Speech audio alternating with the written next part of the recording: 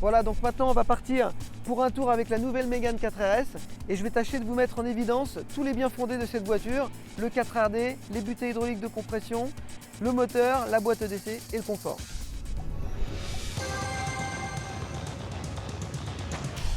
Donc on va commencer par évoquer les bienfaits du 4RD. Donc déjà c'est sûr que le 4RD nous permet d'avoir une réponse de direction impressionnante puisqu'on a une démule de direction de 10 à 11 à basse vitesse. Donc on a une démule de direction qui est un petit peu hors norme aujourd'hui et en décalage par rapport au marché. Ce 4RD va nous permettre dans les courbes de bien sûr contenir le roulis du véhicule. On a tout le temps une véhicule qui vire à plat, on ne prend pas de roulis sur la voiture, on est toujours très contenu au niveau de son roulis. Dans les courbes rapides comme là, on voit qu'on peut rajouter de la vitesse volant, le véhicule reste toujours très à plat, on ne sent pas du tout le roulis sur le véhicule. Ça c'est pour les vitesses supérieures à 70 et 100 km/h. Bien sûr dans les virages lents, là ce qu'on voit c'est que le véhicule est très maniable et en plus on travaille sur des angles volants qui sont très faibles. On dépasse très peu souvent les 90 degrés d'angle volant par là, ce qui permet d'avoir toujours une très bonne motricité en sortie de virage.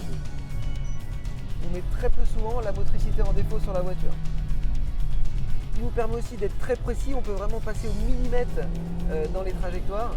Et à haute vitesse, ce qui est sûr, c'est que les calages sont vraiment très fermes, la voiture est très précise et vraiment on peut se permettre d'avoir un rythme assez élevé sans générer de roulis ou de surtension du pneumatique. Là par exemple on est dans des virages qui sont assez serrés, on n'a pas de surtension du pneumatique du tout, la voiture reste très à plat et très performante. Là on va rentrer sur une zone de confort, donc avec des irrégularités, des barrettes sur la route, un petit peu comme on peut retrouver sur les autoroutes japonaises.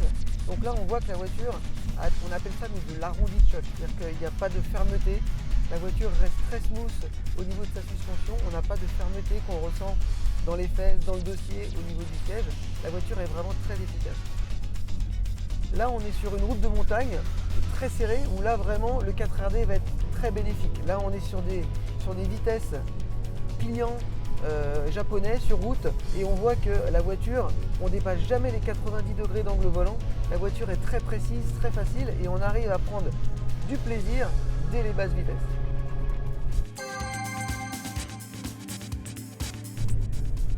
Bien sûr. Donc à la réaccélération sur des routes un petit peu dégradées avec des barrettes, dès qu'on va réaccélérer, souvent on peut avoir des remontées de couple dans la direction qui nuisent énormément à la précision de direction. Grâce au tapis, eh bien, on n'a pas ces remontées de couple, c'est très bien filtré et donc du coup on garde, même sous couple sur une route dégradée, une précision de direction qui est vraiment très bonne.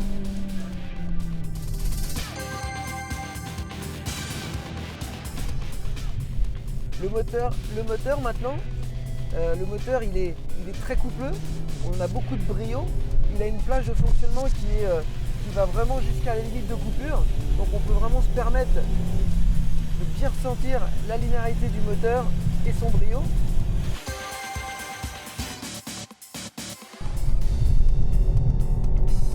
La boîte de vitesse, elle est très rapide, on a vraiment les rapports montants et descendants qui se font très rapidement et on peut même aller jusque double downshift en effectuant qu'une seule pression sur la palette de gauche. Sur un changement de fil maintenant, on va regarder un petit peu la stabilité du véhicule et là on voit vraiment que le véhicule est très stable malgré de l'aquaplaning qu'on peut avoir aujourd'hui sur la piste qui est quand même très bien mouillée.